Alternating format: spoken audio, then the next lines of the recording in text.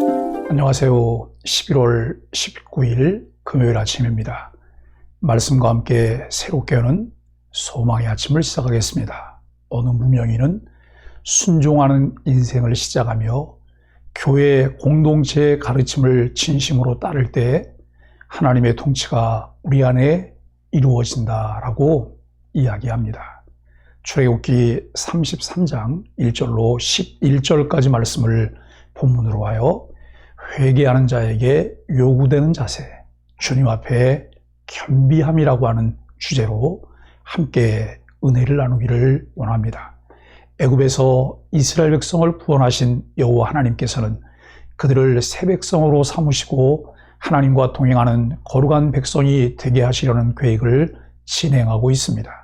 앞장에서 모세의 중보 기도에 응답하셨던 여호와께서는 이제 모세에게 이스라엘 백성을 데리고 시내 산을 출발해 가나안 땅으로 향하라고 명령하십니다.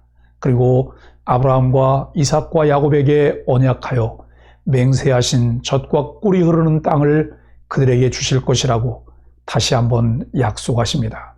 여호와 하나님의 사자를 먼저 보내 가나안 땅에 살고 있는 족속들을 쫓아내실 것이라는 약속까지 더하십니다. 그런데 정작 중요한 것은 여호와께서는 그들과 동행하지 않으실 것이라 밝히십니다. 표면적으로 보이는 것만 가볍게 생각하면 이스라엘의 금송아지 숭배 사건 때문이라고 생각할 수 있으나 그와 같은 결정의 배경은 이스라엘을 위한 깊은 배려가 있다는 것을 알게 됩니다. 여호와께서 이런 의중을 필요하신 것은 어디까지나 이스라엘을 진멸하지 않기 위한 긍휼과 자비의 결정입니다. 여호와의 이 말과 뜻을 전해들은 이스라엘 백성은 온몸의 장신구들을 전부 제거하고 슬피 통곡하며 근신합니다. 즉 여호와 하나님과 맺은 언약을 깨뜨린 잘못을 인식하고 회개의 모습을 취했습니다. 이스라엘 백성들의 이러한 태도 변화에 이어 오늘 본문 마지막 단락은 모세가 이스라엘 진영 바깥에 설치한 회막에 관한 이야기로 초점을 전환시킵니다. 모세는 물론이고 백성 중 여호와를 앙망하는 사람은 누구나 그곳으로 나아가 여호와를 찾았습니다. 특별히 모세가 그 회막에 들어갈 때는 여호와의 임재를 나타내는 구름이 내려와 그곳에 함께 했습니다. 그곳에서 모세는 여호와와 대면하여 말씀을 나누며 인격적으로 친밀하고 깊은 관계를 형성해 나갔으며 이스라엘 회중은 그 광경을 자신들의 눈으로 목도하며 여호와께 예배했습니다. 그 회막에서 모세는 이스라엘 백성의 언약적 지혜의 회복과 여호와의 변함없는 임재와 동행을 위해 간구합니다. 부모와 담을 쌓고 사는 자녀들이 있습니다. 이것은 그 부모의 자녀로 태어나 한 집에서 살고 있다고 해도 반드시 부모와 좋은 관계를 이루는 것은 아니라는 안타까운 현실을 보여줍니다. 그런데 잘못하면 하나님과 우리 사이도 그렇게 될 수 있습니다. 하나님과 마음을 나누는 영적 교제를 하려면 어떻게 해야 할까요? 하나님은 모세에게 예정대로 아브라함과 이삭과 야곱에게 약속하신 가나안 땅으로 백성을 인도하여 올라가라고 말씀하십니다.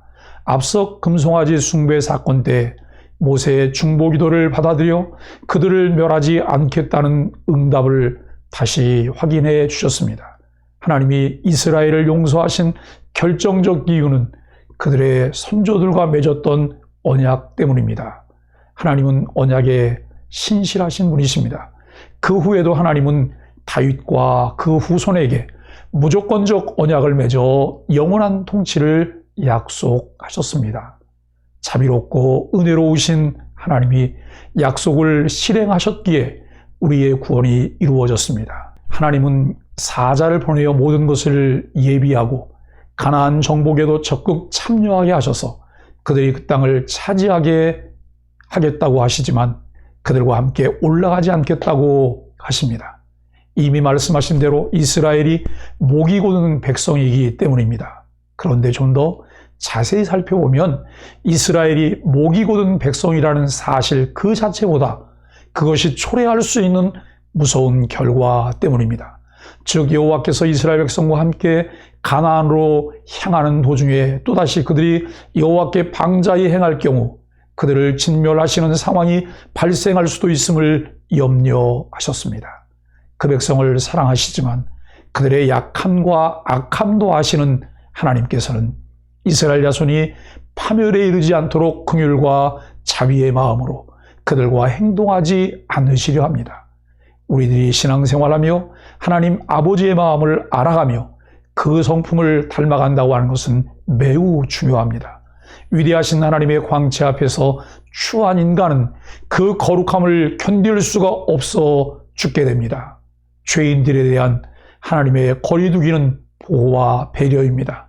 하나님의 준엄한 말씀을 들은 이스라엘 진영은 슬픔에 빠졌습니다. 하나님은 어떻게 할지 생각해 볼 것이니 몸에서 장신구를 떼어내라고 말씀하십니다. 이에 이스라엘은 확실하게 순종하여 장신구를 떼어냅니다. 장신구는 애굽의 우상숭배와 연관된 보석품으로 금송아지를 만들 때 사용한 금고리입니다. 따라서 금고리를 제한다는 것은 더 이상 금송아지 형상이나 이방 신상을 만들지 않겠다는 회개의 표현입니다. 우리도 적극적으로 회개하고 근신하는 모습으로 하나님의 마음을 붙잡아야 합니다. 그래야 하나님과 관계를 회복할 수 있습니다. 모세는 하나님과 만나는 특별한 처소인 회막을 진영 밖에 설치하여 하나님께 엎드려 중보기도하기로 결단합니다. 모세가 회막으로 들어가 하나님과 대화하는 동안 하나님의 임재를 상징하는 구름 기둥이 내렸고 이 광경을 목격한 이스라엘은 자신들의 장막 앞에서 하나님께 예배했습니다. 이스라엘 백성은 모세가 진 바깥으로 나갈 때마다 자기 장막 문 앞에서 다 일어섰고 하나님께 경배했습니다. 죄에서 떠나 하나님을 진정으로 예배하는 이 모든 과정이 회개입니다. 모세는 회막에서 하나님과 친밀하게 대화합니다. 11절의 대면이라는 표현은 얼굴을 직접 보았다는 뜻이 아니라 그만큼 친밀했다는 의미입니다. 우리도 하나님과 친밀한 관계를 회복해야 합니다. 날마다 하나님을 만나 친밀함을 유지하는 것이 신실한 신앙이며 그 결과가 삶으로 보여지는 것임을 늘 확인할 수 있습니다. 경건의 모양이 아닌 경건의 능력은 하나님과의 친밀한 교제만큼 이루어질 수 있습니다. 친밀한 교제가 빈곤할 때 우리는 외식하는 자와 같이 흉내내는 신앙인으로 살지만 친밀한 교제의 풍성함은 공동체의 하나됨과 하나님의 기쁘신 뜻을 조차 행할 수 있는 삶을 만들어냅니다. 죄는 하나님과 우리 사이를 멀어지게 합니다. 때로 하나님은 그 거룩함을 보존하기 위해 죄인인 우리와 거리를 두십니다. 그러나 우리가 하나님의 약속을 의지하여 죄를 회개하면 하나님은 그 마음을 돌이키시고 다시 친밀한 관계를 맺도록 허락하십니다. 오늘 하나님의 진노를 일으키는 죄의 장신구를 모두 떼어버리고 하나님 앞에 순전한 모습으로 나아갑시다. 참 회개하는 자에게 소망을 주시고 구하고 찾는 자에게 기쁨이 되시는 여호와 하나님께로 나아갑시다. 사랑하는 소망의 가족 여러분, 우리는 오늘 본문 중 매우 흥미로운 것을 발견하게 됩니다. 11절은 모세가 여호와를 만나고 예배하는 회막 곁에서 수종 들고 있는 여호수아를 주시합니다. 하나님을 사랑하는 자, 곧 그 뜻대로 부르심을 받은 자들은 모든 것을 합력하여 선을 이룹니다. 믿음으로 살려고 하며 하나님의 나라를 위해 살기 원하는 자들은 여호와 하나님의 눈은 절대로 그들을 놓치지 않으십니다. 르비딤 전투에서도 모세가 시내산에 오를 때에도 모세의 곁에 있었던 여호수아를 성경은 기억하며 기록하고 있습니다. 여호수아는 그렇게 장차 모세의 대를 이어 이스라엘 백성을 가나안 땅으로 인도할 차기 지도자로 준비되어 갑니다. 우리가 어디서 무엇을 하든 항상 우리를 지켜보시는 하나님을 인식하며 하나님의 신실하심처럼 우리는 늘 신실한 하나님의 사람으로 살아가기를 예수 그리스도 이름으로 간절히 축복합니다. 함께 기도하겠습니다.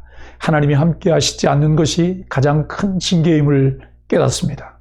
죄와 허물로 영원히 죽었던 우리 인생의 긍휼과 사랑으로 찾아오신 하나님, 교만과 불신의 장신구를 떼어내고 회개와 순종으로 나아가 하나님만 앙망하게 하여 주옵소서.